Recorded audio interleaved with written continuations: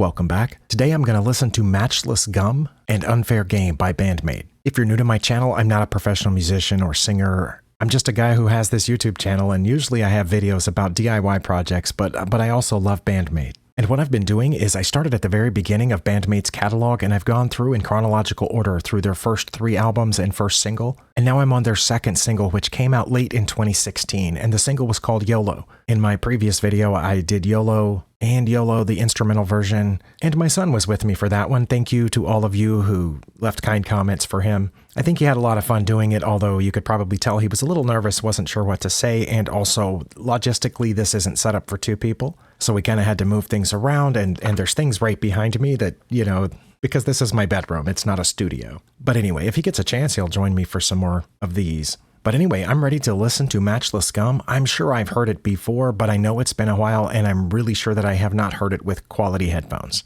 All right, I'm ready to do this. I did find the audio for Matchless Gum here on Band-Maid's official channel. I did look up the lyrics to this song, and I found a couple of different translations. Some of them are widely different from each other, but all of them seem to be about a relationship that's not perfect, but still leads you to obsess over it. I don't know if I'm saying that right, but the person speaking in the song is kind of obsessed with the other person and can't let it go, even though they know it's not a healthy relationship. At least that's what I got from it. All right, I'm going to click play, and yes, I will pause a few times because things will catch my ear, and I know I'll forget to mention them at the end, and if you just want to listen to the song straight through, it's right here. It's also on Spotify, and I assume Apple Music and other music hosting services. I'll try not to pause too much. I know that ruins the experience for everybody, but let's just go.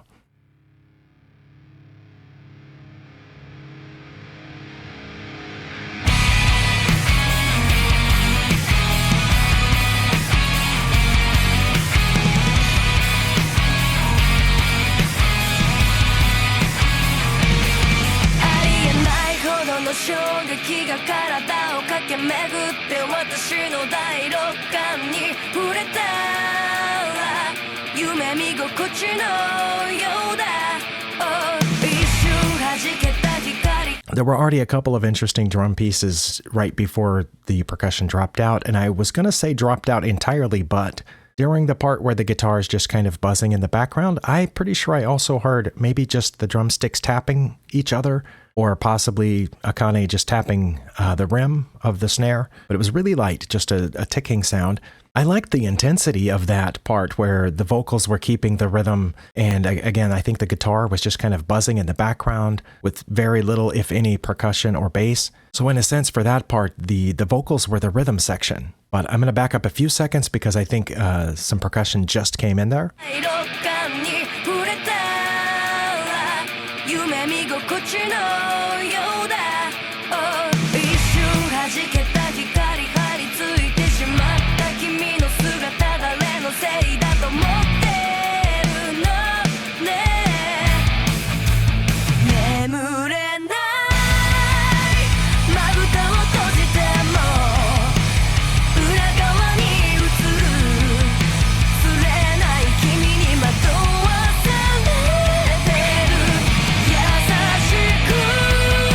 Okay, right there I finally felt like the full band was in play. It sounded like a second guitar kind of slid in to join everybody else, and I don't know which one. I assume the rhythm guitar was first that had been going the whole time, and this sounded like the lead guitar kind of just layering in right on top of that, making it a full rock song. And so in one way of speaking, everything that came before that was just the intro. But it felt like an intro because the entire thing was building up to this point.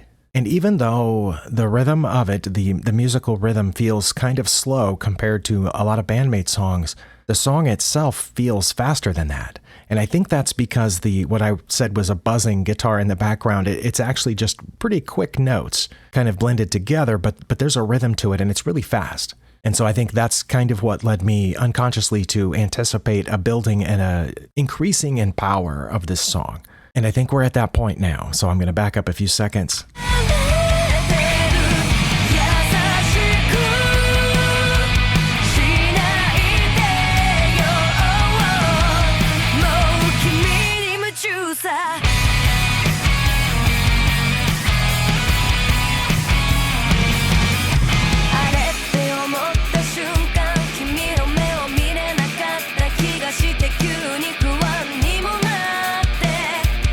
Yeah, it was a little bit more clear to me now that I was listening for it that that's not just a continuous sound from the guitar. It's a really fast, whatever it is. I think it's the same note over and over, and for a measure or two, and then it switches to a slightly different note. But there's definitely a frequency to it that's fast. And I like how the drums came through on this verse. I don't have enough musical terminology to say what that was, but it kind of had just a bouncy feel to that drum. Like it was almost in a waiting sequence about to go somewhere else. But in a weird sort of way, this entire song feels like that. Anticipation.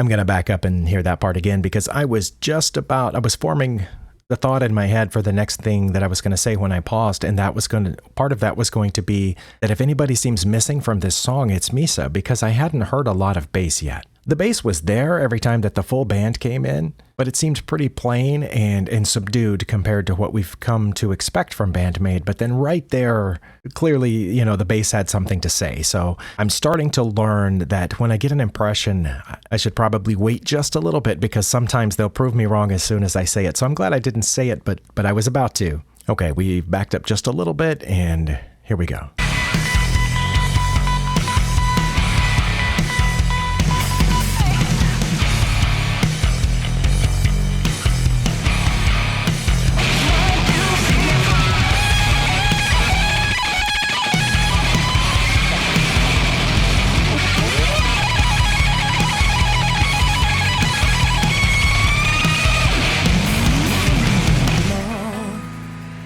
We'll come back to that.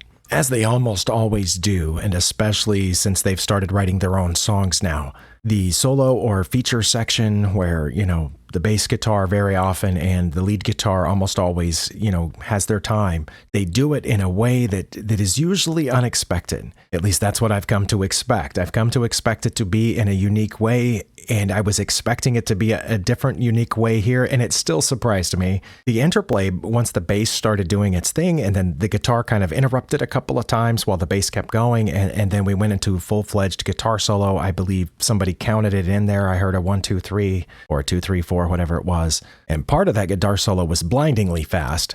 I'm not a guitar player, so I don't know, and I don't know that I've heard any accomplished guitar player say that Konami's one of the fastest guitar players out there.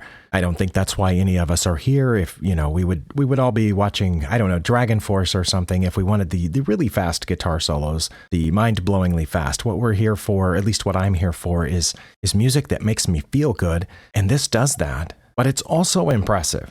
Okay, let's back up to I don't know how far. Okay, I think I've backed up to the right spot, and we're going to go through the bass feature again because this time I know that the guitar is going to interrupt it a little bit, and then we're going to go into the solo. I'm not sure what to say about where the vocals kind of broke up electronically, at least in my headphones. There was some movement from left to right. Almost sounds like there's a loose wire, but I assume that's done in studio where they just cut out the vocal for a split second and it comes back in several times.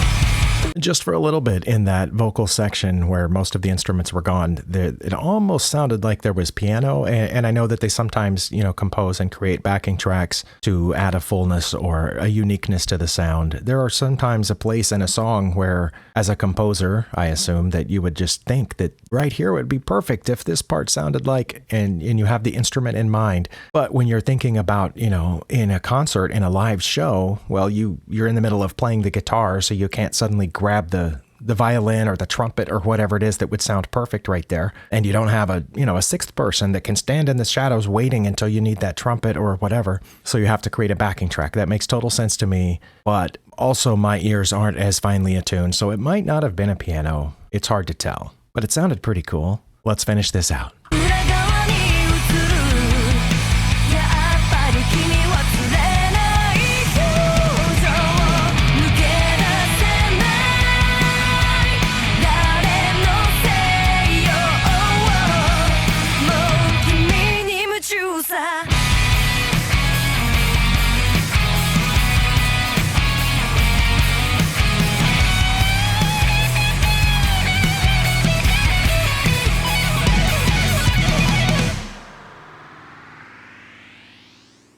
Okay, just ever so briefly, right before the song was finished, there was a second guitar solo. That was also a surprise, and as a layperson, the best way that I can describe the musical theme of this song is the spaces, the things that were missing at different points in the song. And maybe that has something to do with the message, the relationship that the lyrics were talking about. Sometimes you might be in a relationship that seems really great, but then, there's something missing, and sometimes you can't quite put your finger on what it is, and sometimes you can. But musically, there were definitely places where, like I said at the beginning, I was missing the bass for maybe the first third or so of the song. And of course, there were places where I felt like I was missing the drums. And there was a place where I was pretty sure there was only one guitar for quite a few measures before the other one came in. Then, there was another place where we were missing the percussion. And of course, during the solo feature area, we're missing the vocals. At almost every point in the song, there's something that seems to be missing. And that kind of reminds me of the vocal part where the vocals cut out for split seconds. There's little pieces missing.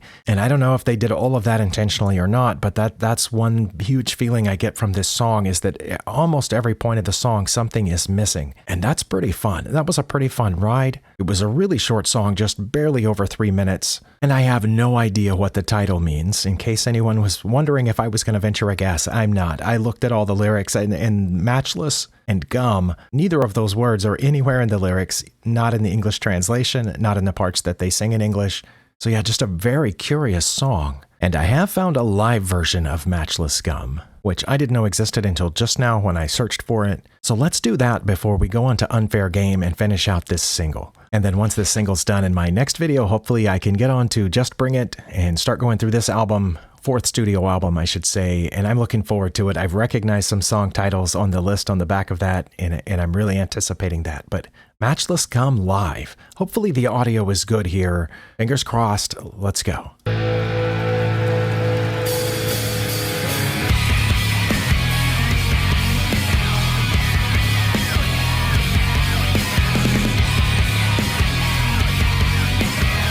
Okay, sorry to pause so early in this, but there was something here that I didn't catch in the studio version. It might have been there, but because the mix was different, or the frequency was mixed with something else, I didn't hear it. But here there's almost like a growling or something in the background, mostly in my left ear. Clearly she's doing the main riffs here, Konami, on the lead guitar, but there's definitely another guitar sound, maybe on a track, I don't know, but it's kind of almost growling. All right, let's go.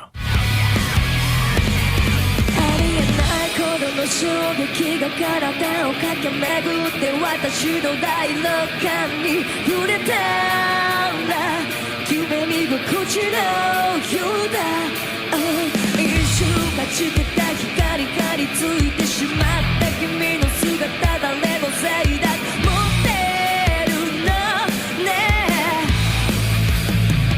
眠れないまぶたを閉じても裏側に映る釣れない君に惑わされてる優しくしないでよ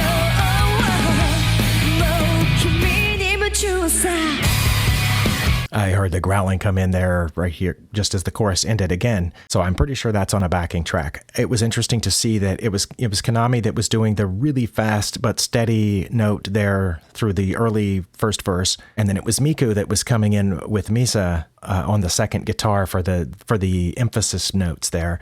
Also, I'm assuming that this is either very late 2016 or sometime during the earlier half of 2017, because Psyche's voice definitely sounds pre-surgery here. So this isn't too long, not more than a year after the release of this single. If I'm not mistaken, the single came out in November of 2016, and then her surgery was some point in the second half of 2017. So this looks like another one of those that we've seen where not every song, but there are definitely certain specific songs where Konami goes into the zone, whatever you want to call it. There's a place that she goes in her mind where she's still in complete control of what's happening on the outside, but she suddenly feels much more relaxed, much more musical, and feels a little bit more free to move and to sway and to experiment. And it looks like she's entered that for this song. And for whatever reason, those tend to be the ones that I really enjoy her parts of those songs.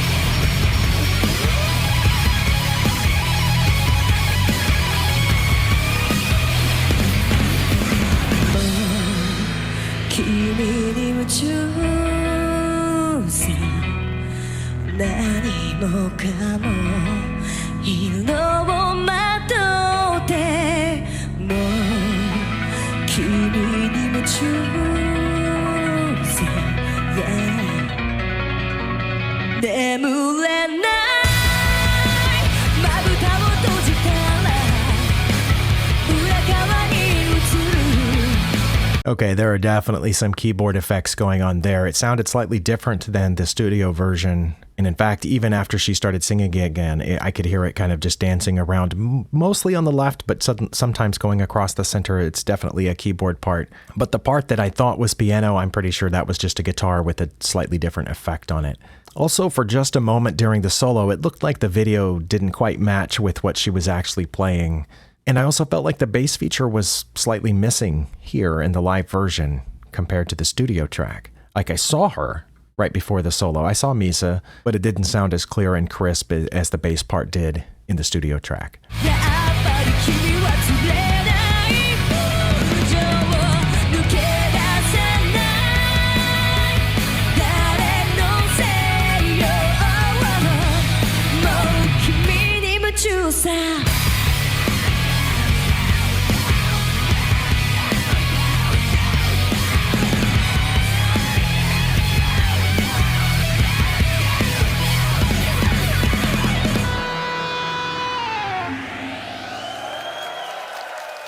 Yeah, that was just really interesting. And even though I talked about in the studio track that it seemed like a song about the gaps, about the things that were missing, I also noticed, especially here in the live version, that there are huge chunks of the song where there's something added, and there's 6 of them, at least, when you have that keyboard part running through. And there was definitely that guitar part that nobody here was playing that almost sounded like, what's that called, where you have your voice mixed in with the sound of the guitar? It almost sounded like a person recorded themselves growling through the effects pedal, because there was definitely a vocal aspect to that sound, which I think was produced with the guitar, but I don't know. Yeah, just a very, very interesting song. It's also probably one of those songs that if I listened to it again right now, either one of these versions, I would get something totally different. I would notice something that I didn't notice before. And sometimes when you listen to a song in its entirety, that gives you a slightly different impression than breaking it up as I did here. But yeah, I really liked this. I like it better than YOLO. YOLO had some,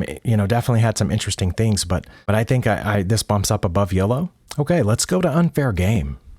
All right, I have found the audio for Unfair Game on Band-Maid's official YouTube channel. I'm hoping this one will be a little harder hitting because I'd hate to think that the entire single was just a little bit slowed down because both YOLO and Matchless Gum felt slower than average for me. Although again, Matchless Gum had a lot of intensity there and some of that picking that Konami was doing was incredibly fast, but because it was so fast it almost blended together for more of a solid sound. But still, the entire song had an intensity that it only felt like it fully released a couple of times. But let's see what this one has to offer.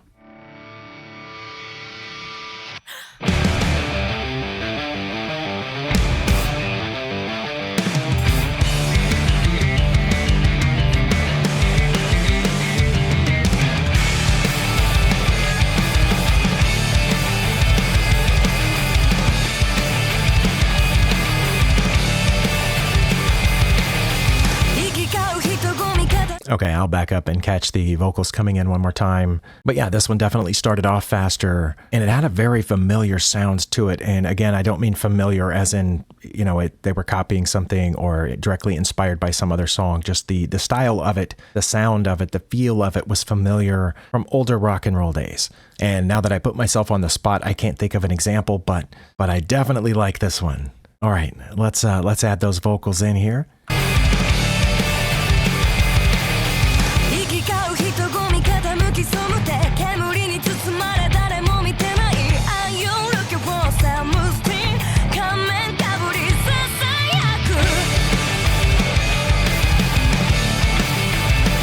I definitely like the two guitar parts where one is sounds like it's going more with the bass and the drums through the darker section, and then the other one is kind of ringing out on top of that. But yeah, the whole song sounds a little darker, a little more angsty than the last couple. It also sounded like Psyche was, you know, really working her voice from the high end to the low end, and I definitely noticed Akane doing non-standard drum things throughout that intro. Let's keep going.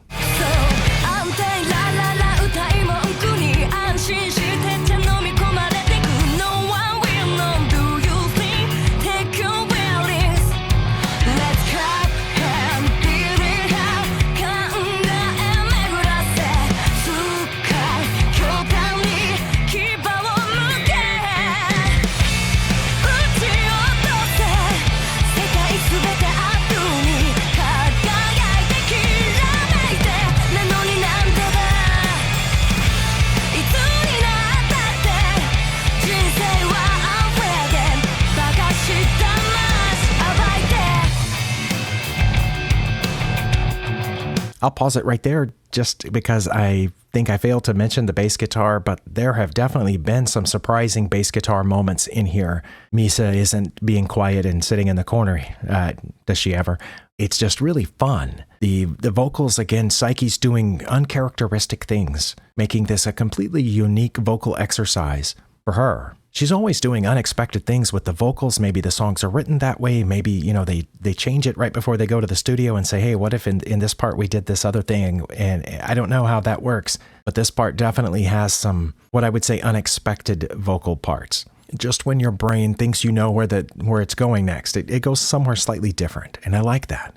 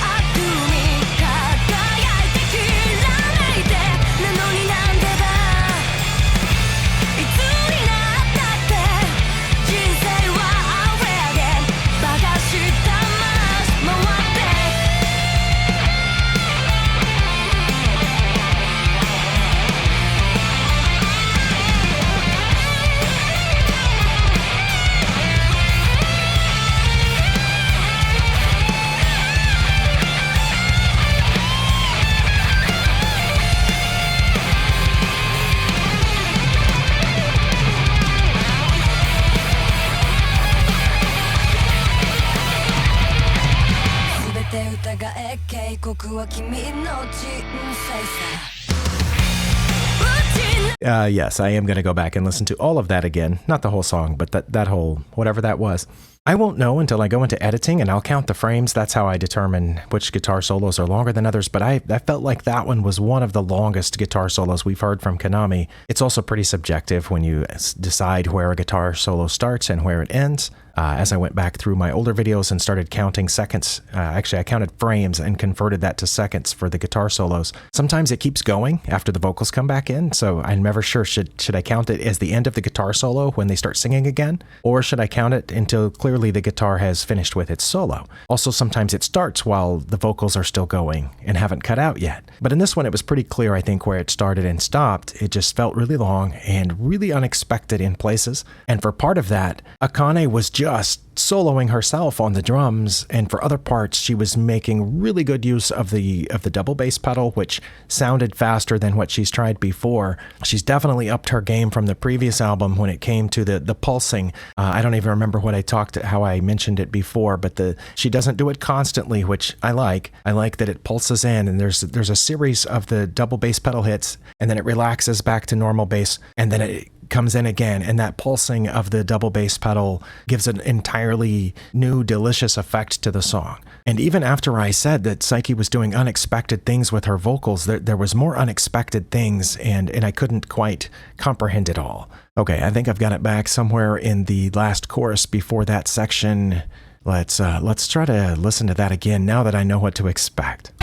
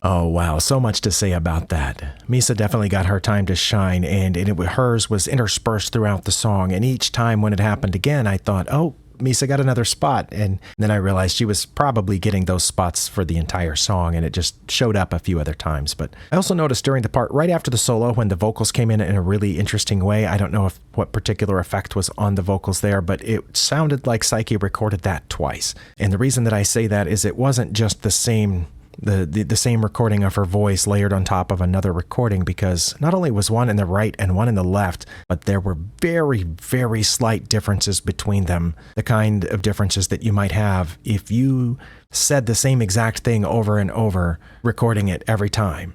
1, 2, 3, 1, 2, 3, 1, 2, 3. To me, those sounded exactly the same, but if I take those three recordings of me saying 1, 2, 3 and layer them on top of each other and put one in the right ear and one in the left ear and, one in the middle, you would hear very slight differences, and that's kind of what it sounded like to me. She recorded that at least twice, and they took the two best and put them side by side, which made a really interesting effect on the way that, besides whatever vocal effect they had on that. 1, 2, 3. Oh my goodness, I would have made this the lead track for this single.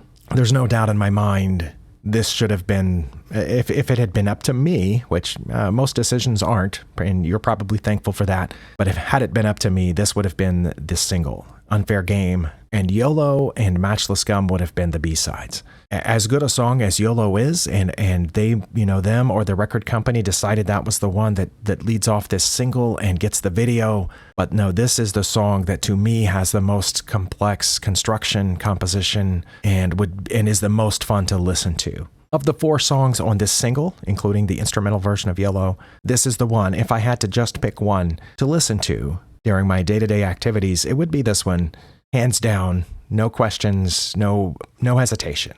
Wow.